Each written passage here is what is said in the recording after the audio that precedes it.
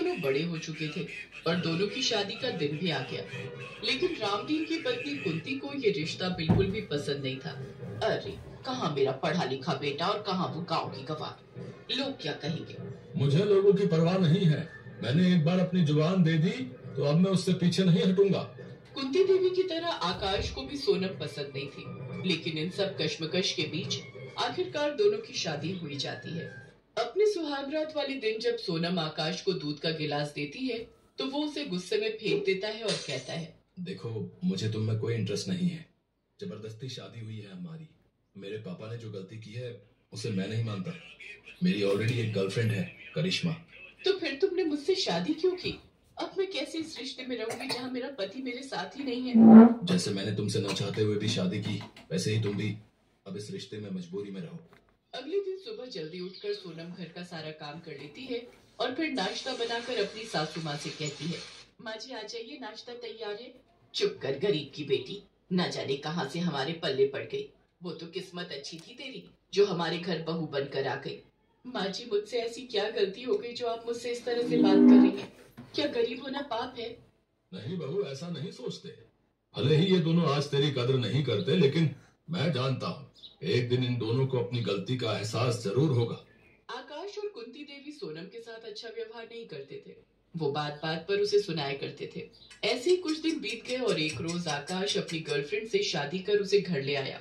कुंती इस शादी से खुश थी क्योंकि करिश्मा एक अमीर घर की लड़की थी। हाय, कितनी सुंदर और अमीर है मेरी नई बहू। क्या खूब जच रहे हो दोनों। माँ जी, ये मेरी सौतन लेकर आए हैं और आप इन्हें बढ़ावा दे रही हैं। करिश्मा मेरी पत्नी है और अब से ये हमारे साथ इसी घर में रहेगी। लेकिन मैं इस गरीब सौतन को यहाँ नहीं चाहती।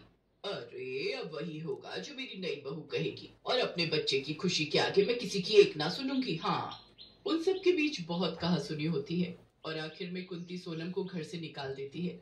बेचारा रामदीन भी उन सब के आगे कुछ नहीं कह पाता। सोनम पैदल चलते हुए क्लिनिक के बाहर चक्कर खाकर गिर जाती है। डॉक्टर उसका चेकअप करता है तो पता चलता है कि वो पेट से है। सोनम अब अपने बच्चे के लिए जीना चाहती है और वो जंगल में जाकर एक फूस की झोपड़ी बनाकर रहने लगती है और अपना पेट पालने के लिए काम ढूंढने लगती है। उसे रास्ते में एक टमाटर का बगीचा दिखता है। सेठ जी, आपकी बहुत मेहरबानी होगी अगर आप मुझे इस बगीचे में काम दे दे तो। ठीक है, फिर इस बगीचे की रखवाली की जिम्मेदारी तुम्हारी और मंडी में जाने के लिए जो बोरियां होंगी उनमें साफ साफ टमाटर भरने होंगे। साथ ही खराब टमाटर को अलग करके फेंक देना। जी सेठ जी। सोनम बिल्कुल वैसा ही करती है और खराब टमाटर को अपने घर के आंगन में बनी क्यारी में बो देती है।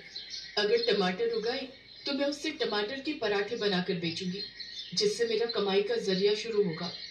कुछ महीने बाद उसके आंगन में अच्छे खासे टमाटर उगाते हैं, जिसे वो आटे में गूंथकर पराठे बनाकर बेचने लगती है। सबसे पहले वो पराठे वो अपने सेठ जी को देती है, जो कि उसे बहुत स्वाद लगते हैं।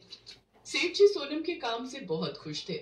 कुछ देर बाद उसके ठेले पर ग्राहक आने शुरू हो जाते हैं। टमाटर के पराठे के साथ टमाटर की चटनी भी खाइए। आइए आइए, सिर्फ 50 रुपए में टमाटर का पराठा खाइए। 50 रुपए में इतना महंगा? बाजार में टमाटर भी तो कितने महंगे हैं बाबूजी, कुछ तो महंगा बेचना ही होगा।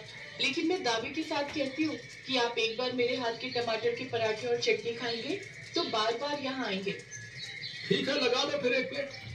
सच में जब वो ग्राहक उस पराठे का स्वाद चखता है तो अपनी उंगलियां चाटता ही रह जाता है। सोनम के हाथों के पराठे का स्वाद ही कुछ ऐसा था कि जो एक बार खाता वो बार बार उसके ठेले पर जरूर आता, भले ही उसके पराठे महंगे क्यों ना हो। धीरे धीरे सोनम को अच्छी कमाई होने लगी। अब उसे 8वां महीना शुरू हो गया। एक रोज सेठ जी उससे कहने लगे, बेटी, कब तक तुम इस हालत में काम करोगी? अब कुछ महीने आराम कर लो। नहीं सेठ जी, अब मेरा काम जम गया है और मेरे ग्राहक भी बन गए हैं। मैं उन्हें तोड़ना नहीं चाहती, बल्कि मैं सोच रही हूँ अब एक दुकान ले लूँ और उसी में काम करूँ। ठीक है, जैसी तुम्हारी मर्जी, लेकिन मैं तुम्हारी मदद के लिए 2 औरतें रख दूंगा जो तुम्हारा काम में हाथ बटाएंगी। उनको तनख्वाह मैं दे दूंगा और अब तुम इसके लिए मना नहीं करोगी बेटी। ठीक है सेठ जी, जैसा आपको ठीक लगे। सोनम अपनी एक दुकान खोल लेती है। साथ ही सेठ जी उसकी मदद के लिए 2 औरतें भी रख देते हैं। उसका काम अब और भी अच्छा चलने लगता है। कुछ दिन बाद सोनम एक बच्चे को जन्म देती है। ऐसे ही कुछ दिन बीत जाते हैं। एक रोज सोनम के ससुराल वाले उसकी दुकान में पराठे खाने आते हैं। उन्हें देख सोनम की आंखों में आंसू आ जाते हैं। पिताजी, सासू माँ, आप सब यहाँ? बेटी, तुम कैसी हो और यहाँ कैसे? और ये बच्चा? पिताजी, ये मेरी ही दुकान है और ये बच्चा आपका पोता है। क्या? मेरा पोता? मेरे हाथों में दो मेरे पोते को। रामदेव उसे अपनी बाहों में लेता है और बहुत खुश होता है। सोनम के ससुराल वालों की माली हालत अब ठीक नहीं थी। मेरा बच्चा, मेरा बेटा, सोनम मुझे माफ कर दो और मेरी जिंदगी में वापस आ जाओ। तुम्हारे जाने के बाद मानो मेरी सारी खुशियां ही चली गई। मुझे बिजनेस में बहुत घाटा हुआ है। हाँ बहू, आजा अपने घर, आजा।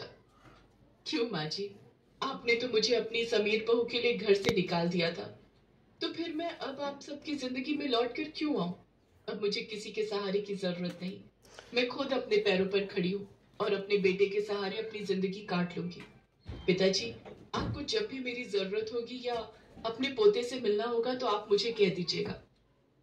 उस दिन आकाश और कुंती देवी को अपने किए हुए कर्मों का चाटा लगता है। उस दिन से वो गरीबी की जिंदगी जीते हैं, तो वहीं सोनम अपने पराठे वाले टमाटर की वजह से हर जगह मशहूर हो जाती है।